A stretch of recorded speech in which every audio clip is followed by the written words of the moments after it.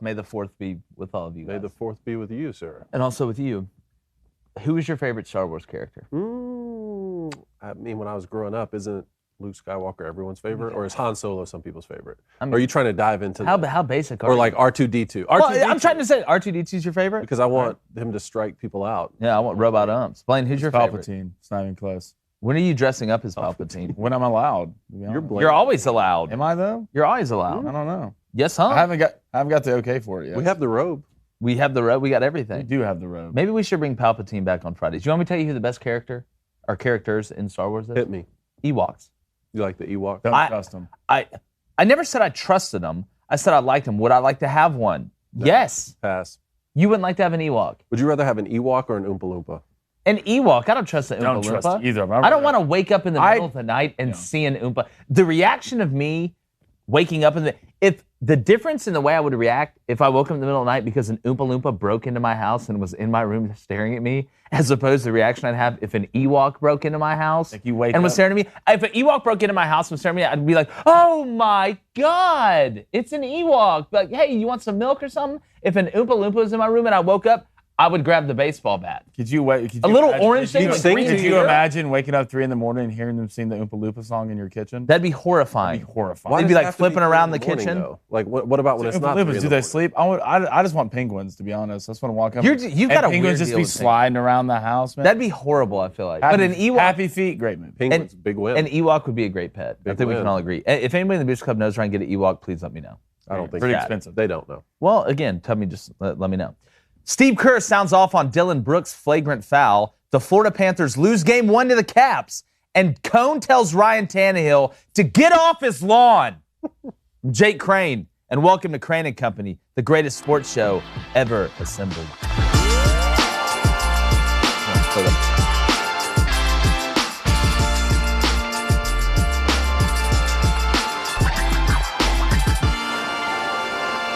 It's gotten pretty physical in the second-round NBA playoff matchup between the Grizzlies and the Warriors through the first 2 games, including an ejection from each team.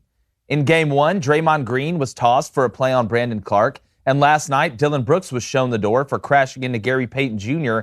in midair, which led to Payton Jr. fracturing his elbow.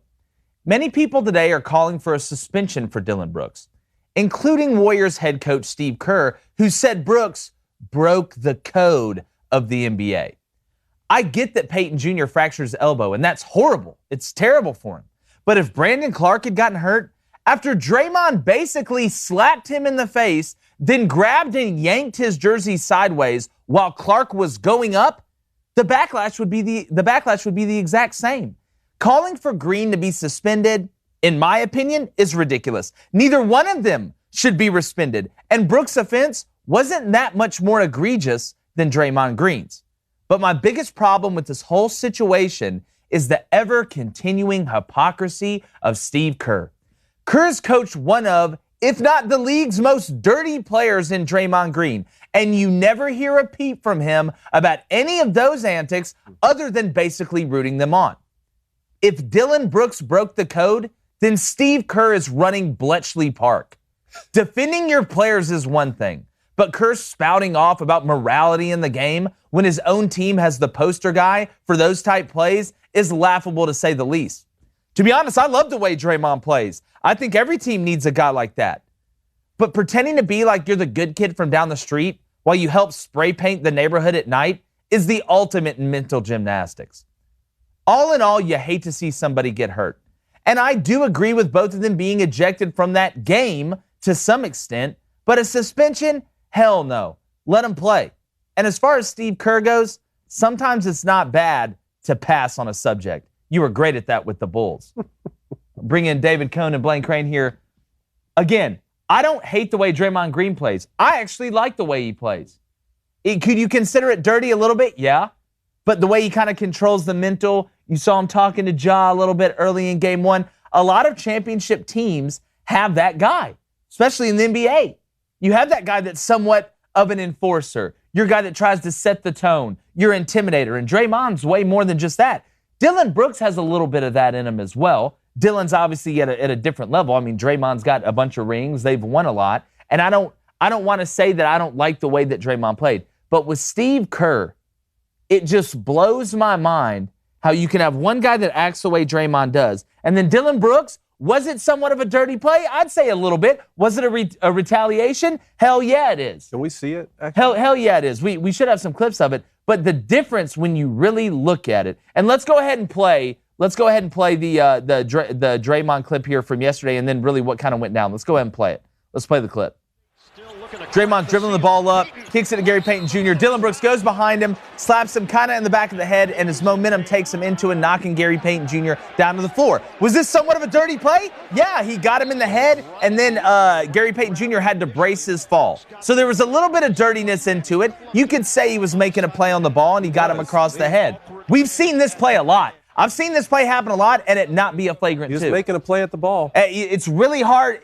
Again, there's been plays like this where they haven't gotten kicked out. And I think what went down in Game 1 put everybody on notice. And the Grizzlies, who somewhat got punked in Game 1, not only did Draymond get ejected, but the Warriors still beat you in their crib at their place in Memphis. It was a little bit of retaliation. But then when you play the clip with Draymond and Brandon Clark, here's my problem. It's not like Brandon Clark was just sitting there. It wasn't like he was just moving. Brandon Clark was going up with the ball. He wasn't running full speed in an arty jump, but he was going up with the ball. Draymond comes across, hits him in the face, then while he's in the air, grabs the side of his jersey and pulls him toward him. That could have ended up being a serious injury, but it didn't, thank goodness, for Brandon Clark. And unfortunately for Gary Payton Jr., it ended up being a serious injury. But I don't understand Steve Kerr coming out and trying to play morality police. That's not you, man. You've got one of the best intimidators in the game, one of the guys that plays that way in the game. It's a bad look for me. And this isn't the first time something like this has happened with Steve Kerr. The thing about these fouls is it's not like they're on purpose. You watch out with Dillon Brooks, that doesn't feel like it was on purpose. I didn't feel like it was malicious. But that doesn't make it okay, right? You went for the ball, but I still think you need to be suspended for a game. A game? Because, a or game a half. for that what we just saw? I'll take a half. I think it's borderline on getting kicked out or not. There's certain things that can happen. I think Draymond deserves to be suspended too. There's certain things you can do while a guy's in the air that's okay and not okay. If you're going for the ball, that's fine. You can't grab a guy right here when he's in the air, even if you're going for the ball and hit him in the head, even if you didn't do it on purpose. Okay. But you still has to be repercussions for what you did. For Draymond, slapping a guy, for Brandon Clark pulling his jersey, coming down, that could have tore that kid's ACL easily. There has to be somewhat of repercussions for what you do. Maybe you got ejected from the game. Fine. Maybe it's more of a fine type of thing, but something has to happen for stuff like this not to happen. How is it? Okay, well, Dillon Brooks was 3 minutes, which I know. You picked him in the bet, so I know you know. Dillon Brooks was 3 minutes into the game and got kicked out. Draymond got kicked out pretty early. You basically missed the whole game. Yeah. You each basically missed the whole game. To me, that should be as far as it goes. The play that we saw this year in college basketball. That's what I was going to say. That, to me, that is bad. Is the Virginia Tech guy, I believe it was, going to get the Duke Syracuse, guy? I think it was Syracuse, Virginia Tech. I can't remember. Syracuse Duke. Well, Syracuse Duke. Yeah. The Syracuse guy that went down and legitimately caught old boy in the air and flipped him upside down. That was a malicious play that deserved a suspension, and it got a suspension. You basically kicked them out of the whole game, of the most important games that they've had all year. And it wasn't like it was malicious. Again, why doesn't Steve Kerr come out and say, listen, do I love the play that Dillon Brooks made? No. I'm going to defend my guy. Do I think it was right? No. But you're going to come at me with you broke the NBA code and Draymond is kicking guys in the groin a couple of years ago and you're not coming out saying stuff about that? You're a hypocrite. Everything that comes out of Steve Kerr's mouth, whether it's about the court, on the court, off the court, it's all hypocrisy. I wonder sometimes if this guy has actually ever had a legitimate thought for himself. And I don't think he's a bad guy. I don't think Steve Kerr is legitimately a bad person. I think he's a hypocrite. I think he's somebody that is very, very, very, very arrogant. And if it wasn't for Michael Jordan, nobody would remember who Steve Kerr even was. It wouldn't even be close. He'd be Brian Scalabrine. So my biggest problem is don't try and tell me what's moral and what's not on a play like that. If the play had been egregious and it had been horrible and you wanted to get upset about it and it was way beyond the pale, I understand that. If somebody would have punched him in midair or if he would have just absolutely cold-cocked the guy, but I have watched this play in the NBA happen a ton. I've watched guys go up, get their head grazed, the foul get called, what happened all those other times? Nobody fractured their elbow. And I'm not victim blaming Gary Payton Jr. for fracturing his elbow. But if Gary Payton Jr. hadn't have fractured his elbow last night, this would have been a totally different situation. And I think the precedent was set in game 1 when they kicked Draymond out of the game for doing that. The precedent was set. They said, this is what's allowed, this is what is not allowed. And I don't think either one of those plays were nearly as egregious as what they're trying to make them out to be. But do you think that's a flagrant 2 foul? No. Okay, that to me is a conversation that I think that is worth having. Now, to me is better. If you made the argument that it was a flagrant 2 cone, like, would I be like shocked, like you're wrong, you're 100% wrong? No. But if we're talking about suspending somebody after they both basically missed a whole game, I don't think it led to that point. What do you think, Dave?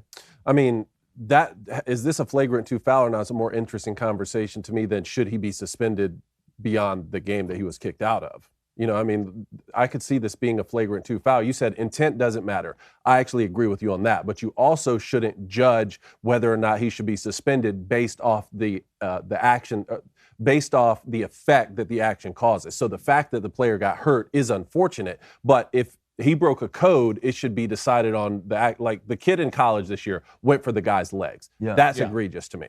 This right here, he's making a play at the ball. So, I mean, yeah, here it is again. Yeah, let's play. Yeah, play it again. I mean, again, he's going up. His hand's going up for the ball. I see the left hand on the hip a little bit, but if we're going to call that egregious, then there should have been so many players kicked out of NBA games this year that I don't even understand. So Blaine's point was he's not trying to hurt him, but there still should be consequences, and that consequence should be you getting kicked out of the game. I'm fine with that. Not you should be suspended beyond getting kicked out of this game. For this, not for this. Does that come with the flagrant 2? Does suspension come with the flagrant 2? No, I don't believe so. So Draymond didn't get suspended. No, but see, nobody called. They were talking about Draymond getting suspended, and they were like, there's no way you can suspend this guy. Even when we were on the show yesterday watching Draymond's foul, we were like, I don't think that was as egregious as what everybody was saying. Was it a little bit dangerous? Yes, but that's part of the sport. But when you have a collection of flagrants, I believe it's 4 flagrant points, so you have flagrant ones and flagrant 2s. If you get to 4 flagrant points, then that warrants a suspension. See, this kind of almost brings me back to the targeting rule, right? Targeting, I feel like flagrant 2 fouls can be different, right? Everything's not equal in the fouls. Targeting can be different, in my opinion. But there has to be almost a base set of a penalty that comes with a flagrant 2 foul like this. I believe. I don't think it should be amount of points you get to where you get suspended. Like you mess up, you do it enough times and we're finally going to suspend you. You get a flagrant 2 foul. You do something like this, there has to be repercussions for that next game. Even if it's for the next game? Even if it's a half, or if it's in the first half. I see what you're saying. Or something like that, like targeting, right? Someone like targeting, but there has to be something. I don't want to wait for a couple of days and then decide, right? That's why one thing with targeting that I don't hate is they do decide whether it's in that first half or second half, how long you're suspended for that next game. So maybe they can correlate that with the flagrant 2 foul. Yeah, now, and let's see what the Booster Club Blaine thinks. Let's talk about the game a little bit from last night. The Warriors and Grizzlies. You know, you look at Steph Curry kind of in the fourth quarter, disappeared. These teams that have gone on the road and 1-1, I'll say the same thing about the Celtics. You know, losing game 1 at home against the Bucks. When you are the road team and you're playing those first teams on the road for those first 2 games, because it's 2-2, 1-1-1, you just win 1, you're already sitting pretty. You already have them behind the 8 ball. So am I super worried about the Warriors? I think that speaks more about the Grizzlies and Ja Morant. I think it speaks more about young guys coming together after losing the game, the opening game of 1, which I really think they should have won. You saw the way Ja Morant was played a little bit more in clutch moments for a little bit longer. It's amazing how that worked out in game 2. But Ja Morant is starting to really, really show us that he's getting ready to take that next step. We talked about stars and superstars. And I know your argument will be about Trae Young and him leading them in the playoffs last year. And I get that. But Ja, I mean, you're putting up 45 now a little bit consistently, and the way he affects the game in total, even from a rebounding standpoint. Ja Morant, if you watch, he doesn't just fly in the air to go dunk the ball. He doesn't just throw lobs. He doesn't just shoot threes. This dude is jumping to go get rebounds. Like, he's a physical rebounder, and that's what scares me the most about his longevity. It isn't dunking and landing. It's going up, getting those rebounds, and landing on somebody or having somebody hit you while you're in the air. I do think the Warriors are going to win the series. I think they're the more veteran team. I think you're going to see that, and they do have an advantage. But the Grizzlies are here to stay. Ja Morant is here to stay. And whatever the Grizzlies have to do to keep this core, this nucleus, I love the chemistry he has with Desmond Bane. I love the way they're able to play off each other. What they're able to bring in. I know Steven Adams has been hurt down low, which has been hurting them, but I like the core they have. Young. Jaren Jackson. Young. One of the best defensive players in the NBA. And can shoot. That can shoot. Well, the thing about Ja's really good at everything, in my opinion, but the one thing Ja's missing, right, is an outside shot. Which he has shot it pretty decent. Decent, but if you go through the correlation of the season, he's missing that outside shot. That can bring Ja to that next level. You look at this Grizzlies team, I don't think Ja's going to be able to do this every game, especially on the road, in and out, right? Drop 40+, right? And you look at the Warriors, Steph didn't play phenomenal. Clay didn't shoot the ball well at all. Jordan Poole played decent. Peyton got hurt early. I still like the Warriors in this series just because they're veteran, their championship program. They know how to do it. But the one thing I think the Warriors need to do that the Celtics did a great job in Game 2 was adjusting, right? The Celtics adjusted to Giannis in Game 2. Didn't see many double teams, right? Played off of them, played in the paint, built a wall. Do you still, let me ask you this, Jay, because you were kind of hard on the Nets yesterday. Has that changed anything with the Celtics coming with this win? Here's my thing about Celtics, and we talked about it yesterday. I think the Celtics, as crazy as it sounds, because I think the DNA of Jaylen Brown and Jason Tatum and Marcus Smart, those guys, they're tough mindset guys. I was shocked they were a little unprepared for what the Bucks had done in Game 1, because the Bucks out physical in Game 1. But let's not pretend like the Celtics played good and got beat. Okay, they turned the ball over at a very, very high rate, and they were turning the ball over in the middle of the floor, leading to a ton of fast breaks from Milwaukee. I mean, Drew Holiday was killing them. I mean, they were intercepting inbounds passes, and the Celtics couldn't hit a shot, especially in the first half in Game 1. They could not miss a shot last night. Jaylen Brown, you could have blindfolded Jaylen Brown and literally put him on a trapeze course, and he could have made a shot flying through midair blindfolded yesterday. Those are the type of shots he was making. The Celtics didn't turn the ball over, and they hit shots. And we talk about adjustments, Blaine, and I get what you're saying. Obviously, they made adjustments. But the first quarter of that game, Giannis was taking – I get if you're missing shots going to the rack and they're not calling fouls. They were letting them play yesterday in that Bucks-Celtics game.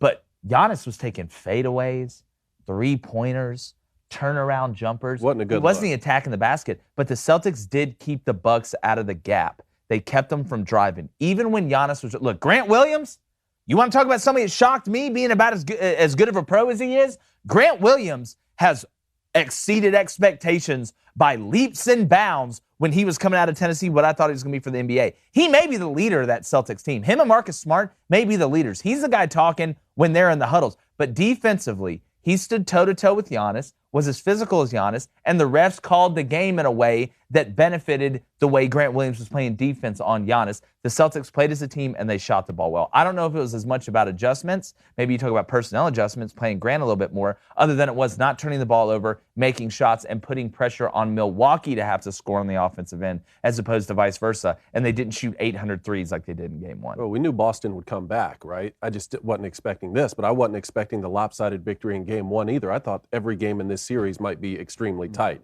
talking about 3 points or fewer for every single game. And Marcus Smart didn't even play. I mean, I really didn't see that coming. And on the Warriors front, what you guys were saying, no one expects the Warriors to win every single game in the postseason, right? Especially on the road. And the Grizzlies showed why they were the 2 seed in the West.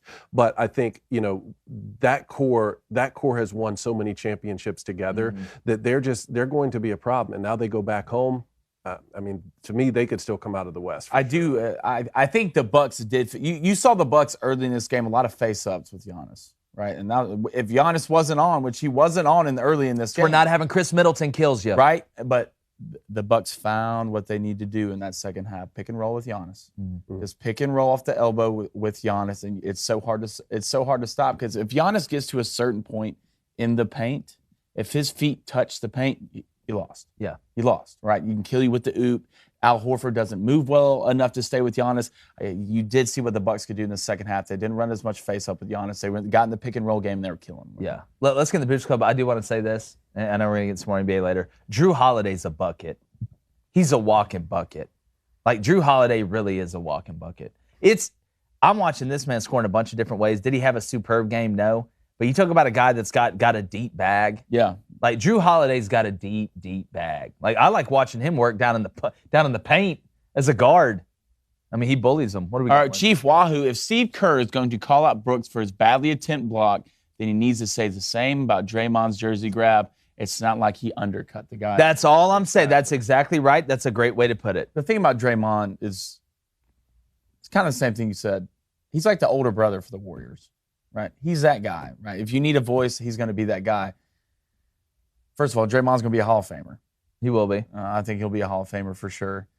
But the only thing that worries me about Draymond, the kind of thing that I don't like, does it get to, I like intensity. I'm a big ish talker. I talked a lot of crap when I played sports. But when does it get to the point where it hurts your team?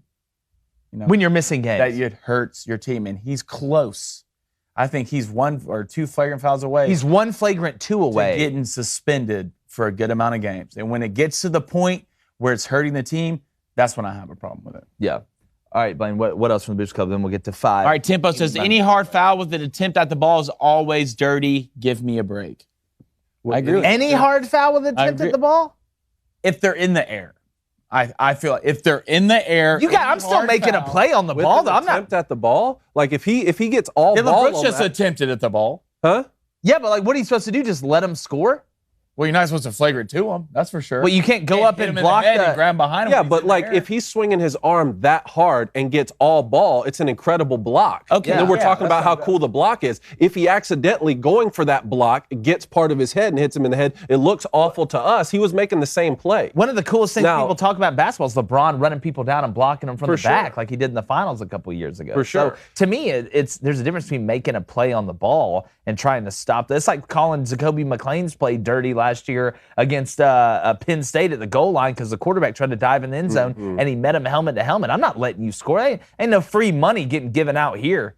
All right, BJPS09 says, I've seen harder fouls in my cousin's middle school games. Well, they do play hard in your cousin's middle school league. The refs, I don't want, I was going to do go off top of the show on your cousin's middle school league's refereeing abilities. Y'all know how I feel about referees. It's pretty physical. But let's get to 5 big questions, Coney. All right, the Panthers. Yes. Won the President's Trophy in the regular season.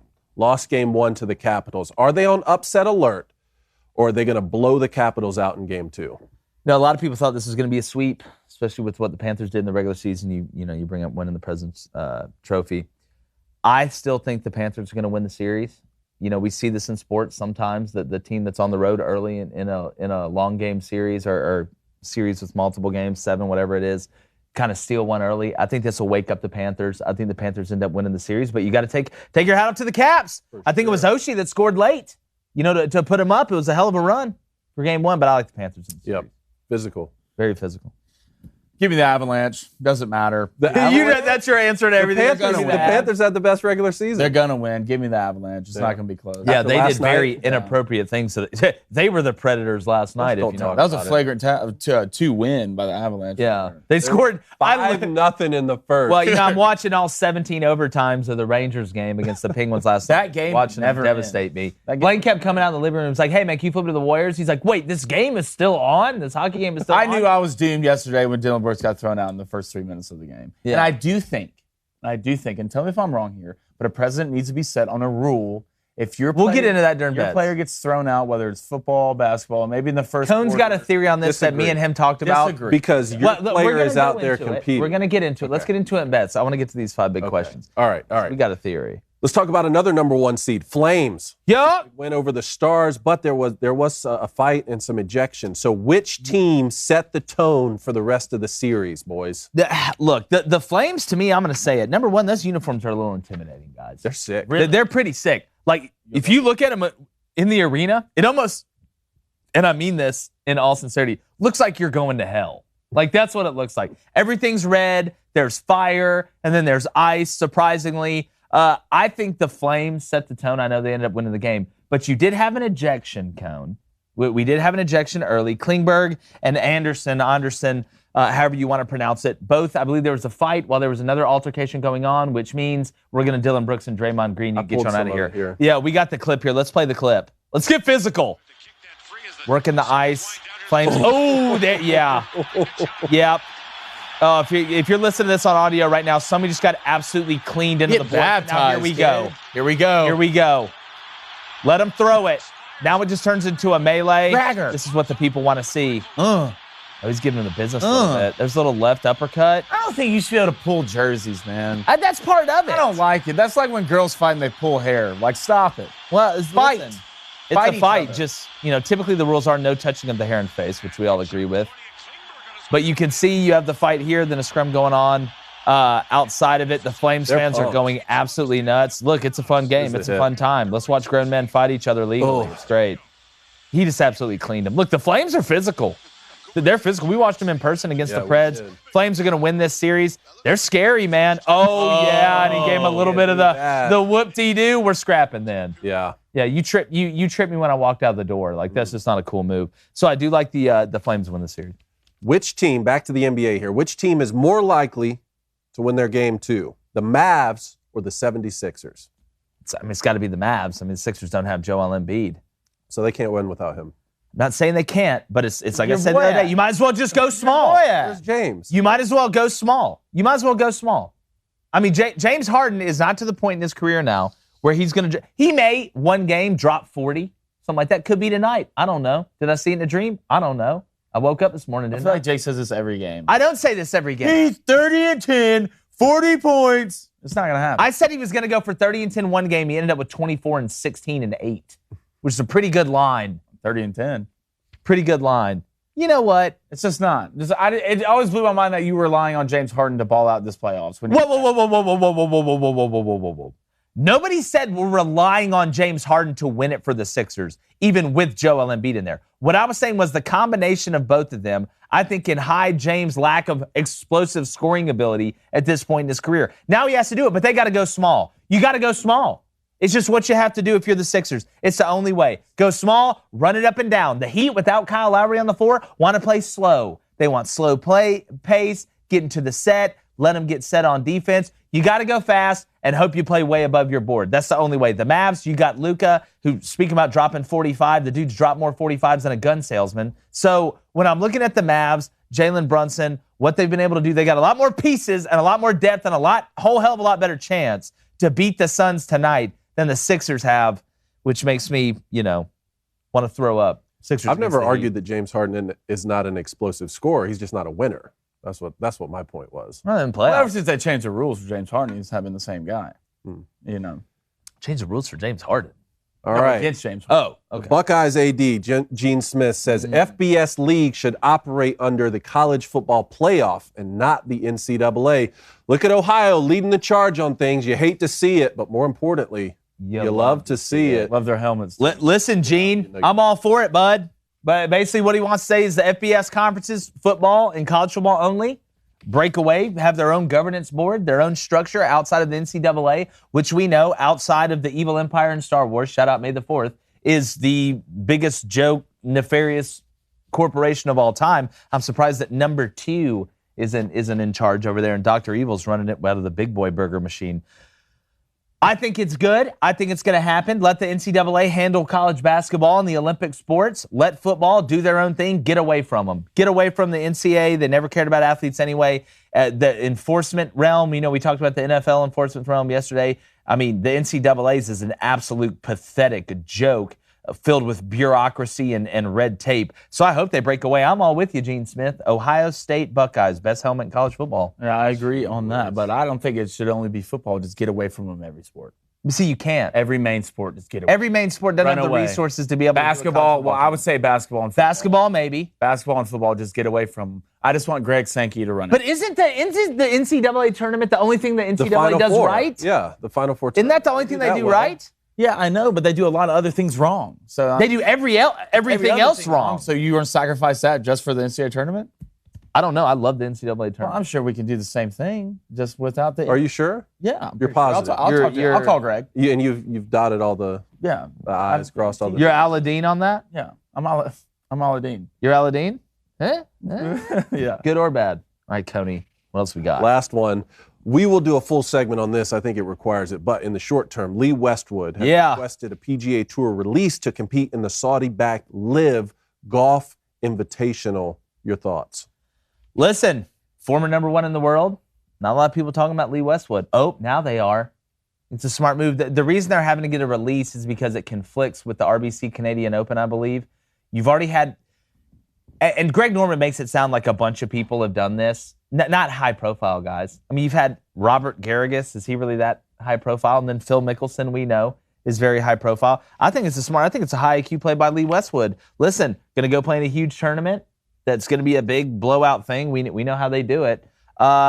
I like a little competition for the PGA Tour, especially the way that they handle the players. I think it's good. For these guys who are older, like Lee Westwood and Phil Mickelson, to go get that huge payday near the back end of their careers before they go play on the Champions Tour or whatever. What about some of the younger guys who still rely on the PGA Tour to have successful careers? To me, you have to be established enough where you can tell them that. You can't be a middle-of-the-road young guy or somewhat younger guy that's trying to work his way up in the good graces of the PGA and really get away with it. You better have some salt. Like if Rory did it or something, there's going to be no repercussions for them. Now, will they do it? I don't think so. I don't think this thing is really going to work out the way they think because you need young and up-and-coming talent to be able to pull off something like this. People don't want to watch a bunch of old dudes play golf. They have that. It's called the Champions Tour. So I think that's where this Saudi Arabian tour is going to be, our league, whatever you want to call it, to me is going to find problems getting the younger up-and-coming PGA players. You better get them younger before they even get to the PGA because the minute they go there and they're sucked into that, you're not getting them. That's money talks. For sure. Talks, and these guys are paying people. If you're a young guy and you are so much established, don't be scared to be that guy. Don't be scared to make that first. So if you're Victor Hovland, are you saying I'll do it? He hasn't done enough yet. Not yet? If you're Ricky Fowler. Ricky you can't could win do a it. Ricky could do it because he's got some juice. Spieth could do it. Well, Spieth, that's a different look. They've treated Jordan Spieth like he's the heir apparent. The dude's, miss more green than a Rahm bad could weed do salesman. John Rahm could do it. John Rahm's established. Yeah, well. I'm talking about like the Hovlands. Okay, the Hovlands. Who else would you put in that boat? Maybe, and I know Billy Horschel's won a Masters, so, you can kind of elevate him. But Billy could do it. But I think Billy could get away with it. There's a demographic of up-and-coming younger golfers that I think it's just not the right time. I mean, if you're Morikawa, do you want to do it? I don't think this thing has legs. I don't think tried this before. Greg Norman has tried this before. Yeah. This thing doesn't have legs. Well, the best they could hope for is to use it as leverage against the PGA Tour. Yeah, well, knowing Greg Norman, he'll get the most important point and he'll miss the putt. That's what he was good at anyway. All right, speaking about being good, if you want to be good and listen or watch the rest of this show, head over to dailywire.com and become a member or listen on Apple, Spotify, or wherever you get your podcasts. Make sure you subscribe, leave a 5-star review, and share it with your friends and also the people you've forgotten about, you just remembered. They need to hear it too. We'll be right back with more mind-blowing sports takes that will also blow your mind.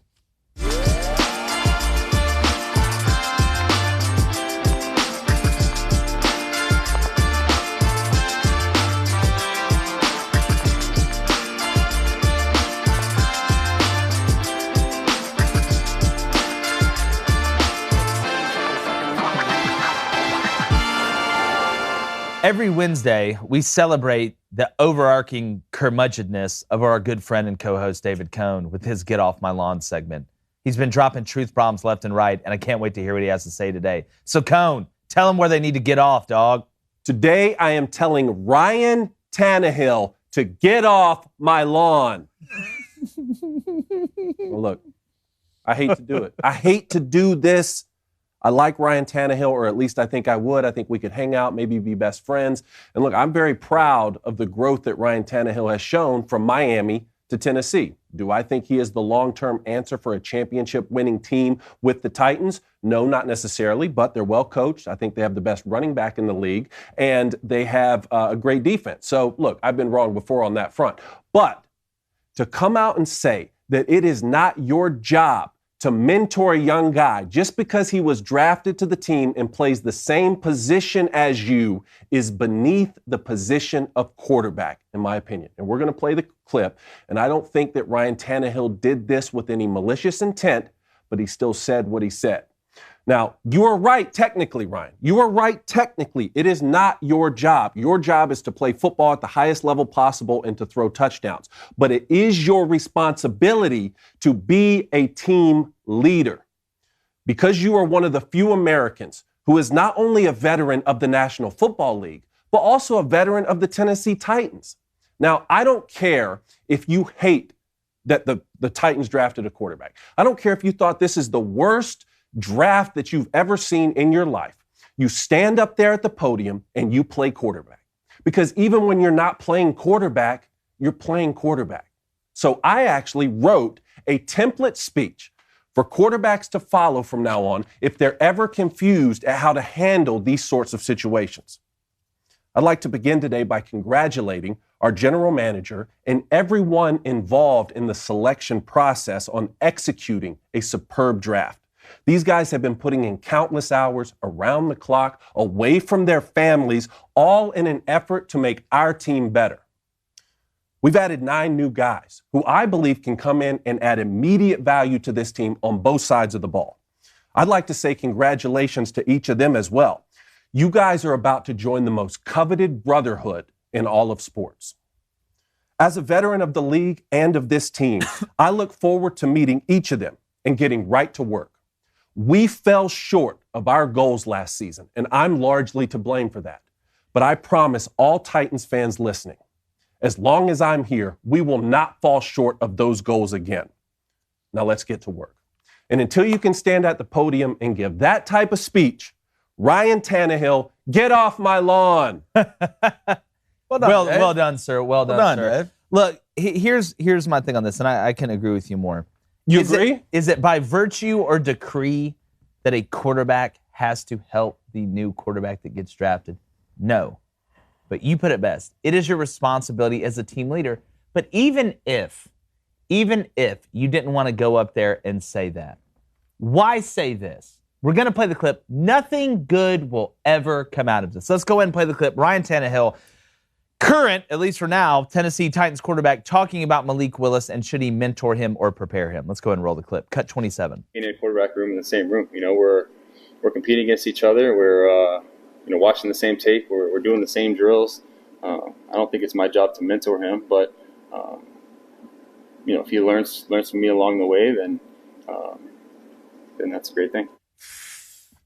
Your butt hurt, buddy. It does sound like your butt hurt. I feel like you did I order a little peanut butter and jelly there. And my thing is, Ryan Tannehill, I don't think is a bad leader. I think Ryan Tannehill has a lot of intangibles.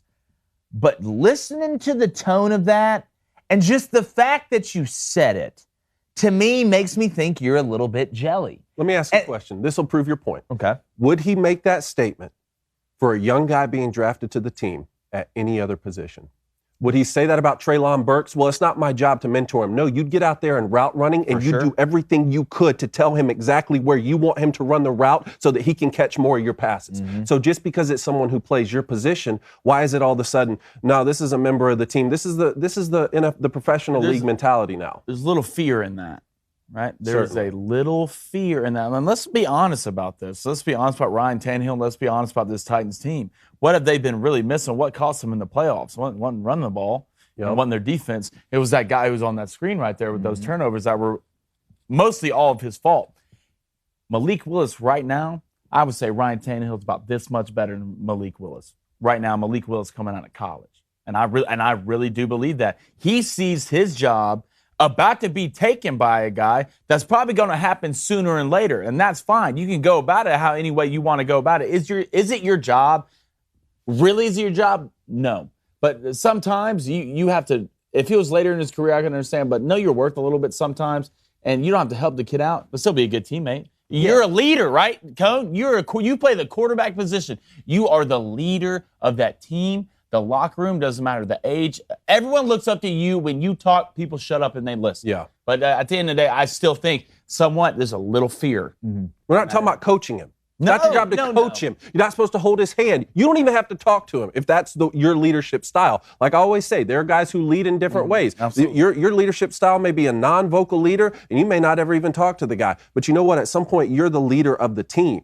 Okay? And this right here is not leadership. Yeah. Well, again, and it was a response to a question. My thing is, regardless of how you want to lead, whether you're vocal with people that are in the same position group that you are, or you're not, or even you are somewhat butthurt about this pick, why would you not just say, I'm excited, like you said, about all the draft picks. Yep. We're ready to get to work and go win a Super Bowl for Nashville and the state of Tennessee and the Titans organization. Why say that? To me, you wanted to say that. You wanted to let everybody know how hurt you were a little bit. And people say, oh, well, Brett Favre said the same thing about Aaron Rodgers. That ain't Brett Favre. No. That's not Brett Favre. It said, oh, Aaron Rodgers said the same, something about Jordan Love. That's not Aaron Rodgers. And you know what? Like, there's levels to it. Now, does that make Brett Favre a bad leader? No, but Brett Favre had won it. Brett Favre understands it. Aaron Rodgers has won it. And even on that point, because I was thinking about this earlier, and that's the greatest example in modern times. Even on that example, look at the Packers now. They got valuable years out of Brett Favre after that, and Aaron Rodgers was ready when it was his time. Now, I can't say the same for the Jordan Love situation because that hasn't played out, but the Packers did the right thing there, and they've been one of the few franchises to seamlessly hand off from one top 10 quarterback to another in our generation. Well, I feel like Brett knew he was secure. Yeah. Aaron knew he was secure. Yeah. That guy It's knows insecurity. Hey, that who's guy's calling? He's not secure. Somebody's calling, Blaine. Who's calling? It's insecurity. That's It's insecurity's calling. But again, it almost makes me think like if part of me thinks that ever since Drew Bledsoe went down and Tom Brady overtook for him and all that happened, that there's some like self-defense mechanism in some quarterbacks' minds, like, oh, I can't.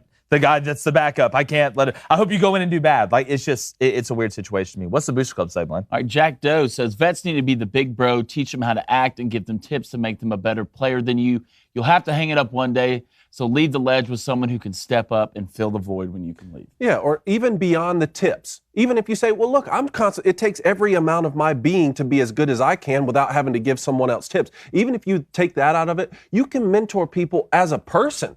There's more than just, a new guy is coming into the locker room, and any bad energy in the locker room is going to be reflected on the field. So at the very least, stand at the podium and say how excited you are for the new guys who are joining the team. Well, Cone, you're the starter. Like you are going to be the starter. And act like that. Yeah, say, look, this is my job. It's not like they just went and got Trevor Lawrence with the number 1 pick and you're the guy that's starting and you know they got to play him. Mm-hmm. Or they got to wait a couple games and then play him. They got Malik late. They took Malik because he was there. That's why they took Malik. And to me, if you were a guy that was battling for a job, or you were a guy that was brand new, or it was going to be an absolute fistfight for you to win the job, I can understand sprinkling a little salt on there, or being a little bit jelly, or a little nervy, as we say. But you're the starter. You're supposed to be the guy for the Titans. You're supposed to be the poster boy for the Titans, the quarterback, the guy that's the leader, the guy that's going to take us to the promised land, and that's how you act. Tom Brady would never say that. No. You want to know why? Because regardless, if he thought that, he wouldn't say it. Russell Wilson would never say that. Derek Carr would never say that. They understand the standard. It's a game. That comes with playing quarterback. Those names you just said understand the standard. I go back to what Scott Loeffler used to tell us before we would go in front of the media at Michigan. Basically, when you're a freshman, you just say, I'm happy to be here. Yeah. Whatever the question is, that's your answer. I don't care. You don't need to be any more specific than that. I'm just happy to be here. Yeah, I'm grateful for the opportunity. I'm going to go do the best I can. And guess what? If you don't want to mentor him behind the scenes, that's fine. That's your prerogative. It'll probably never get out until it starts going wrong or something like that. But you don't have to go up there. Now, this is what people are talking about. Because if you're Ryan Tannehill, if I was Ryan Tannehill, after the way I just played when it counted, I'd be trying to do everything in my power to keep the good graces of the people that sign my checks. This does not help the team. This creates a problem. The coaches see it. The owner sees it. The people around the organization see it. And you don't have enough juice to go around and to cause problems.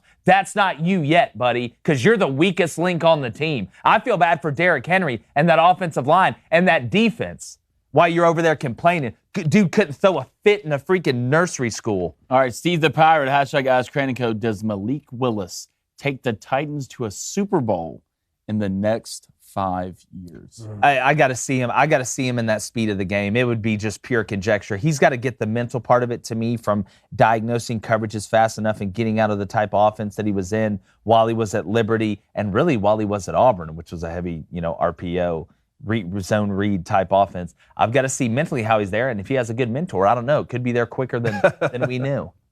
All right. TX Proud says he needs to learn how to lead by example. Agree with that.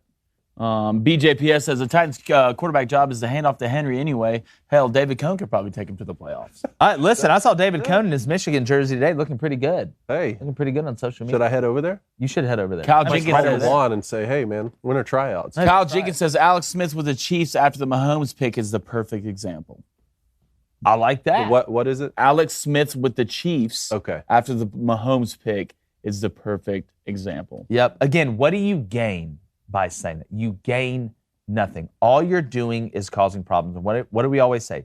You're either going forward or you're going backwards. But Bubble Gut says I hope you're feeling better. Rodgers is a turd. I guess he's saying Aaron Rodgers, and stickers don't count. Stickers count. They count. Number one, they are you count and they're ugly? Are you wrong about Aaron Rodgers? Maybe not. Again, I don't know him personally, so it's kind of hard for me to say. And number two, you are 100% wrong. Stickers do count. Who said that? I need to send him some. Hashtag stickers matter. I'll go back up Stickers and find matter. it. All stickers matter. This They was get it. They yeah. get it. This is what I was kind of hinting at earlier. We were talking to the pre-show. Hanan Hunter says, "Good. I don't want Tannehill to mentor Malik. If he did mentor him, Tannehill would bring the playbook of how to throw a playoff game." Yeah, well, that's what I said. Maybe I said on social media, Ryan Tannehill not mentoring Malik is probably the best thing that could ever happen for Malik. What if Malik Willis just did the opposite of everything Ryan Tannehill did? Like, oh, you put ketchup on your hot dog, I'm going to put mustard. Man, I hate it because this is not the type of thing you would see from Ryan Tannehill. It's and surprising. He has rejuvenated his career from the disappointing start. No, he's in had his Miami. thing. He's been in the We're league, proud what? of him, but at 9, the same 10 time, years? you know, he, like you said, the skill set of the quarterback shouldn't matter when it comes to standing at the podium and not saying things like that. Yeah, I think it goes into the skill set, honestly, when you Well, look you at the might be right overarching on that. thing. But you're talking about on the field. One more, Blaine. Then I want to get to this new game I came up with in my mind and brain. All right, guys. I'm getting a lot of feedback in the chat about us having another hour. We can only do what we can do, fellas. Listen, Talk to Pavel. tell everybody. Go subscribe to I'm like- YouTube. We can talk them into Boring it. Florida, a man says Michigan had ugly helmets too, but not as ugly as Ohio State. Wow, the helmet thing. Look, people are still The hyped hat up chat. about that. The hat chat. Hashtag Brum. Shout out Brum. Yeah. Stickers count, though. We got to get over it. Stickers count though. We do. Build a bridge. Get over it. All right, you want another one? Yeah. All right. Scan. Alex Smith is a good guy. He almost died after his leg injury, and he always got a really crappy deal when it comes to football. Now that was a flagrant too. Stafford always, Papa Link 90 says, Stafford always mentored guys. He knew the Lions would destroy their careers anyway. Yeah. Papa Link said that. Yeah. Sister Rick says, I've liked Alex Smith since his Utah days. He's a real trooper. I love Alex. Alex Smith Smith's is a gonna be a great really good comparison. coach. He's a great comparison because he started. I like him. 49ers. I like his analysis. John, you too. say I think stickers it's pretty don't good on count. TV. What do we mean by the definition don't count? I mean, they exist in reality and you put them on a helmet, but you can't count them in terms So of therefore, in conversation. reality, they're on the helmet. You can't count them in terms of having it's just the same thing. You said the exact same thing about Oregon before we had this debate. We can't include Oregon because they have too many different That's types of different. helmets. Well, we have to that's go with the different. base helmet. Like I think Ole Miss has a different. But is the Buckeye Ole Miss not? has a really cool variation helmet, or Tennessee, the gray one that we were talking about. That's an awesome. I think the Notre variation Dame one helmet. with the We were shamrocks, talking though. about the base helmet, right? The base Ohio helmet is red and silver because I'm not going to say scarlet and gray. It's red and silver, and then you can add stickers onto it if certain players get incentives. Cone, so let It's me ask not you the this. base helmet. Honesty hour. Honesty hour here. Honestly, when you Every hour's honest. when you it is. I don't lie on here, I don't know. 11 o'clock today was. and I'm not biased. When you close your eyes and you think about everybody out there, let's do an exercise. Unless you're driving, don't do this. Don't do it. Close your eyes and imagine the Ohio State helmet. You do not imagine just a scarlet and gray helmet. You see those Buckeye stickers. You see the weed on stickers, the helmet. marijuana stickers. Yeah, well, that whatever they you put on want to there. be. Listen, is there a little The High it's Ohio Times State. marijuana stickers at Ohio. Terrell Pryor got in. Yes, he did. Yeah, so again, stickers count. I'm sorry, guys. I know there's a lot of Here's my there's thing. a lot of talk about Roe v. Wade and all this other stuff. We all know the stickers count. Two Debate points is on out. it. One, you have to take the generic helmet, so no, they don't count. And even if you counted them, that helmet is ugly with them on there. You act like they put the That's a stickers different on argument. it, and then it's like, oh no, that's an If awesome you helmet. now. think- I mean, by definition, everything they put on every helmet is a sticker. If you have the Florida State spear on top of a gold helmet, that's a sticker. But that's their base helmet. I'm talking about the base helmet without player incentives with the marijuana. Okay, so is the base helmet for Auburn just a white helmet? No, the With base no AU helmet is logo? with the AU on it. What's That's their the AU base logo? helmet. Is it embroidered in there? What's it put on? They embroider it. They No, chisel no. it. How do They they chisel put it it on? out Those of are beechwood. Those are stickers. They chisel it out of beechwood. like Meet the There's Parents. two things I know that are stickers. What goes on the side of the helmet and what not to run That's through. their base helmet. When we That's go to their the base hunting helmet. camp. That's the base helmet. All right, well, again, we'll go back to Booster Club. This debate will probably go on forever. But now Glad we to get see play that carried on to an extra day. It did. So today I just invented a game I want to do on the show. Really? It's called Would You Would You Rather. I almost called it Would You Sounds Damn It. dangerous. Yeah. Do we have a sound effect for it? Yeah, we need to have one. Just play the X-Files one. Oh, okay, hold on. Yeah. Would you rather? Yes. Now it sounds really. I like that for punter go. Western to me. Here's how this is going to work.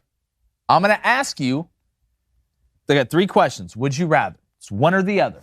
And you have to tell me which one and very shortly why, because we still got to get to booster bets. Number 1, I'll start with you, Blaine. Would you rather, in a fight to the death, Oh, great. fight a grizzly bear, full grown, or a full grown silverback gorilla? Silverback gorilla. Wait, silverback gorilla or what? Or a full grown grizzly bear? Silverback gorilla. Why? They don't have claws. That's a good answer. Grizzly or silverback gorilla cone, fight to the death. Baby cone's watching. You have to defend your honor like when Jackie Moon fought Dewey the bear. A silverback gorilla, because I feel like I could maybe communicate with him better and be like, hey, don't hurt. Talk him down? Maybe. You think you're talking better down chance than a silverback? bear. You're not talking to the bear. Some of those. You got sign language. Some of the primates have. Cone's going to be sign language in the bear. I'm gonna sign language and do all sorts of stuff that I saw in that. You like that? he's You like- like that one girl that was in the jungle? He's like, I'm going to rip I'm gonna. yeah. The bear's like, yeah. The gorilla's like, yeah. It's like, he's like, I'm going to punch your head off. Okay, so we're both going with the silverback gorilla. Tell me in the chat, Booster Club, who are you going with, grizzly or silverback? Second question. This one's really good, I thought. Cone, I'll start with you. Would you rather be a soldier in World War I or World War II? World War II.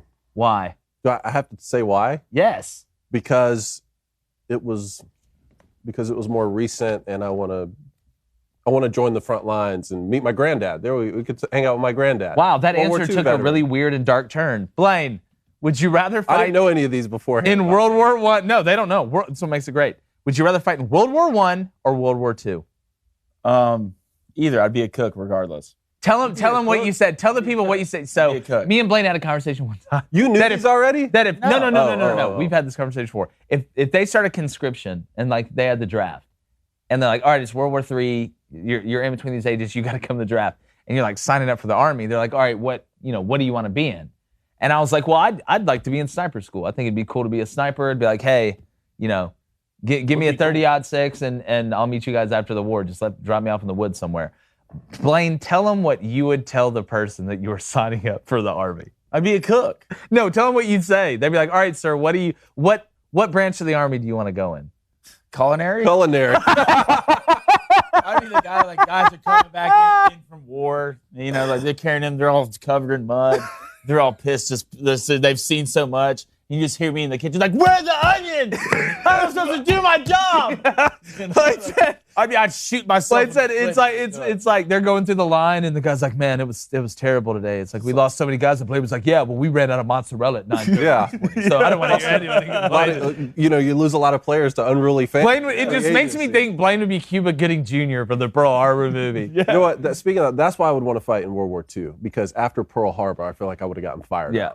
Oh, right. Yeah, You would for get sure. fired. All right, and the third one, and the last one. Would you rather, Blaine, I'll start with you, be James Harden or Ben Simmons?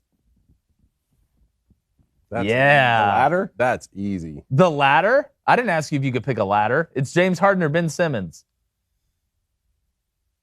And don't think about it too hard. It's something. James Harden. James Harden? I'd be James Easy. Harden. I'd rather be a great basketball player who just doesn't win championships than just sit on the bench over there and whine and cry about whatever happened. I hope that Charles day. Barkley doesn't. Hey, you don't talk about Ben Simmons' mental health. Yeah. You don't come on here. You don't talk about. I'm You gonna don't- I'm first gonna off- record you in the Yeah. pre-show. First off, and I'm gonna clip that. Don't stuff. pour over me. And second off, don't come in here talking about Ben Simmons' mental or his chicken. fragility. I say that as somebody that has done nothing but talk about Ben Simmons' mental for probably the past month.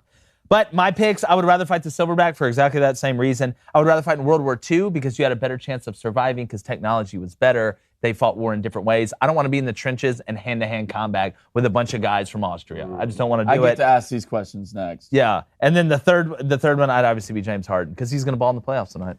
Who would y'all rather fight, Grizzly Bear or silverback? Booster Club, real quick. All right, Live for Truth says bear. All right. Bear, why? Why would you rather fight the bear? Boring Florida Man says the bear, easy. Don't understand. Wow, I did not see it going that way. Sister Rick says, I'm going to die either way, which is correct. BJPS says, bears are really dangerous. You're losing to either. Sir Honest Ace says, gorilla, I'm punching them where the sun don't shine. What if it's a girl gorilla I don't know. and the sun is shining? Boring Florida Man says, the gorilla will eat your face off. I'm pretty sure bears do that. Yeah. Control.lead says, low-key, a gorilla would not be as bad. Bears literally do not give up. Even a cub can straight up tear you open. Bears are low-key scary. Yeah, if you've ever seen The Revenant, I'm fighting the gorilla. Bears are high-key. I'll tell you a story about the time I fought a gorilla and the story I went over to the chalkboard of emotions. Hey, we didn't. Hold on. What? We didn't talk about this rule we're supposed to talk about. No, I'm coming up here. Can I Oh, I get thought up we to talked the about it stage? with you sitting in the chair. Can I get up to the stage? Yeah, for The sure. chalkboard of loss, wins sometimes, devastation, Kick-out rule. reincarnation, Yeah. and churlishness.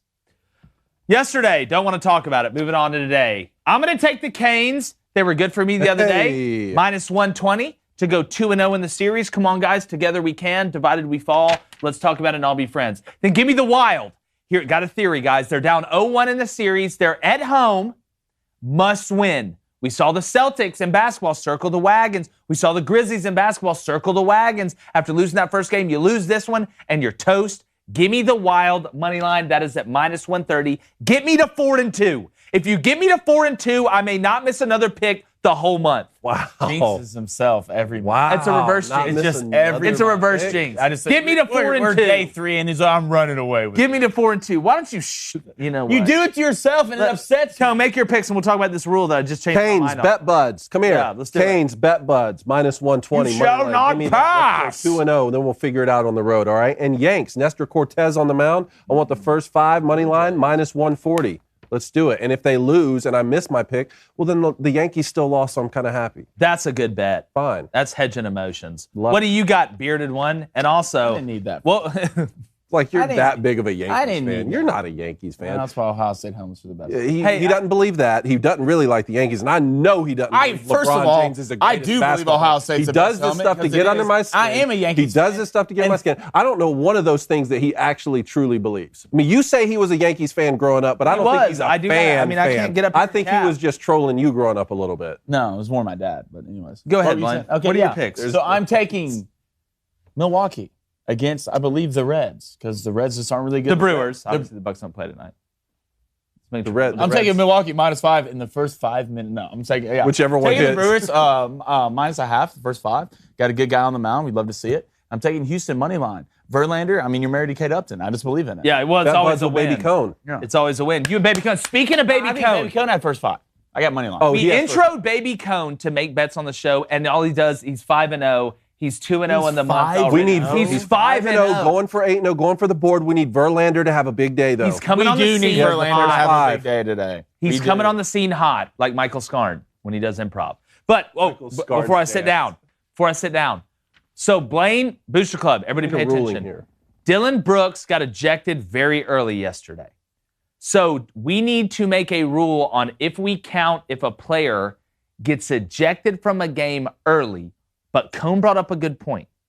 If you pick a NASCAR racer and they crash in the first lap, they're out the rest of the Or race. your horse in Kentucky Derby. Horse in the Kentucky Derby. Horse screws up at the gate. You're out. If their feet touch the floor in the game, it should count. But if they get in a car accident on the way, If sit out if because it's a of late the scratch, flu, you remember late like scratch. you remember the other day when I picked Jimmy Butler to hit at least 1-3, and then we found out he wasn't playing in the game, and I had to change it before. If we didn't find out, if all of a sudden nobody knew that Jimmy Butler wasn't playing in the game, and the game started, and Jimmy Butler did not play a second in that game, he sat up for that game, then you can make another pick or make 3 picks the next day to even it up with everybody. But if your feet touch the floor, the court, the diamond, the field, gridiron, whatever, the racetrack, it counts. Okay, I got Are a we couple good with things that? On this. Couple things on this. Who in this group of 3 right now is going to bet on a single NASCAR guy to win a race?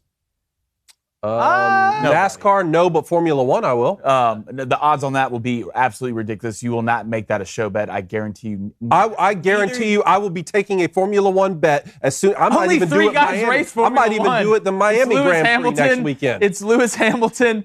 How many guys are in a Formula One race? 20. 20. How many guys are in a NASCAR race? I don't know. A lot more. more than 20. A lot more. This is the only thing I'm saying. It's a lot different when a horse goes out than when a guy gets thrown out of a game for a flagrant 2 foul or a horse having a bat out of the gate or getting hurt. What if he gets? That's so different. You can't even parallel those. So what if he gets thrown out in the second half and he's already played 3 quarters? And That's what I was going to say. We need to make a rule on. Maybe it's the first quarter or something like that. Because a guy getting thrown out. But first of all, Dillon already hit 1 3. He already hit 1. I needed 1 more 3 for 3.5 quarters of a game. There has to be something. Well, I just feel like, again, it's going to be so sports specific. Hold on, did he hit a 3? Because here's my question to determine this, okay? If your boy had hit 2 threes before he went out of the game, Wouldn't count. You wouldn't have counted that pick, and you don't think it should have counted, even though he already hit 2 Would threes. not have counted. You would be singing a different tune. Would not have counted. If he would not have counted. The problem I feel like we'd run into is that in soccer, you play halves, 2 45-minute halves. So we're going to have to be like, all right, if it's the first 5 minutes in soccer, or if it's the first quarter of an NBA game, or if it's the first 10 minutes of the first quarter of an NCAA college football game. To me, if we're going to do that for all the sports, it needs to be just a rule that if you step foot out there and you play, it's like the other day, Jimmy Butler, I did a bet on Barstool. I had a double-double for Jimmy Butler, and he didn't play the whole fourth quarter because they were up, and he ended up with 9 rebounds. So what do the sports books do in that scenario? No, you count. He made that bet it counts. and he didn't hit, and he left the game with a flagrant foul. They're not going to – I feel like by default, if they step foot on whatever playing surface they're playing on and they play – I don't care if they come in the first quarter, they come in the second quarter. If they play, it needs to count. Now, if it's a scratch and they don't play, they're hurt. Because in football, sometimes you don't know. Like, you don't know. Like, if you took a player prop for football, even in college, they're not going to tell you. They'll say questionable. And then you'll see. In the NFL, it's a little bit different. They have different rules. In college, you have to get it sent in, I think, by Wednesday or Thursday of that next week. I want to say it's Wednesday off the top of my head. Okay, let me ask you this. So a superstar gets hurt in a series that's already started in a basketball game, but we could change those picks. That's totally different than one bet on Joel Embiid. What did I bet? When did we bet? Well, we bet who's going to win. But it wasn't a show bet. I want a show bet. That was just our philosophy. That's who we think's going to win. Okay, I thought we made. It's what goes on the chalkboard. We made it on the show, but I'm saying a superstar got hurt, and then we started changing bets. It's not like bets. Devin Booker got hurt. You can't Joel bet on hurt. futures. We didn't bet. We haven't bet any futures. Just because we say like that, I think the Sixers are going to win. Then Joel Embiid gets hurt. I didn't go to the Booster Club and say, hey, everybody bet on the Sixers to win. Now, we can start doing futures. We can start doing some futures if we want, but we'll talk about that later. Well, I got it. Okay. And if we did, then absolutely. Like, your guy went out. I'm sorry. That's too bad. Yeah. Your bet still stands, right? Okay, so if I bet on the so Suns, we would still count an under. I mean, if I bet on Matt Corral last year to win the Heisman Trophy when it looked like he was the favorite 5 games in, then he got hurt, had to miss a couple games, didn't win the Heisman Trophy, I can't all of a sudden be like, well, I didn't know he was going to get hurt. No, I'm saying, okay, so the bets we made on the show didn't count for the NBA championship. But we didn't count them as bets. We just said who we thought we were going to win. It wasn't like, all right, for $800, Cone, you're putting it on the whoever, and then I'm putting on whatever. So we're still counting unders if a guy gets thrown out. If you have an under, we're still counting. So it'd be the same thing if I had Dillon Brooks under 2.5 threes. Yeah, it would count. Yeah.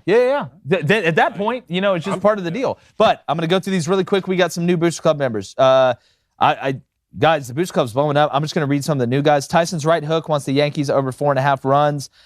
Give me Gerard wants Blues Wild under 6. That's plus 105. I like that bet as well. We have another new guy. Let's see, JT Bryan. He's been betting. Excited to get him in here. Colton for Steelers and Suns. Throw us one in here, buddy, if I missed it. Be More Bullets. Forgot to say his yesterday. He wants the Phillies money line minus 170. And then our typical ones. What we're gonna start doing. EJ Runis wants the Blues money line. We're gonna start putting a graphic with this spreadsheet up on the screen so everybody can see it. Because this is getting to the point now where if I read these, this is gonna take another 5 minutes, which is great. Because it means more people are listening and watching. They're still going to let us in the building for work tomorrow. Another great show, guys. Appreciate it. Hey, parting thoughts. Actually, Baby Cone just hit. Going to the bottom of the 5th, leading 4-0, Astros -1. Baby Cone getting to 6-0 today. Dude. And you had the Astros what? Money line for the whole game. Yeah. For the whole game. Looking good. All right, we're going to see. Make sure you guys follow us, YouTube, TikTok. Go head over there. Make sure you're following us, Twitter, Instagram, all that stuff. What, Blaine? Baby Cone is 6-0. He's 6-0. Baby Two Cone more. is 6-0. So, like, we're if Well, are here's we the problem. counting Baby Cone beating us. No. in the month? Well, he only Well, takes he's not gonna one give a bet. speech, He only you know. takes one bet a day. He only takes one bet a day. Oh, okay. So if he does, Okay. we'll figure that out. We'll come up with something. That complicates. We'll I just come want up to get with him on the board. You know, I'm Oh, pulling for let's him. get him in the Hall of Fame. Hall Well, of shoot, Fame. now he's 6-0. Hey, He's 2 games away. Difference between 6-0 and 8-0. Ask B-Samp. Ask Road Jammies. Hey, those last 2 picks. Hardest ones to get. Well, you might as well go hockey. Like I said, make sure you subscribe to everything. DailyWire.com. Shout out. It's always love. Got an all access tomorrow, too. Make sure you don't miss that. Big time guests coming up. Very excited about those interviews. And like you listening or watching any other sports show, when you heard about us, we're gone.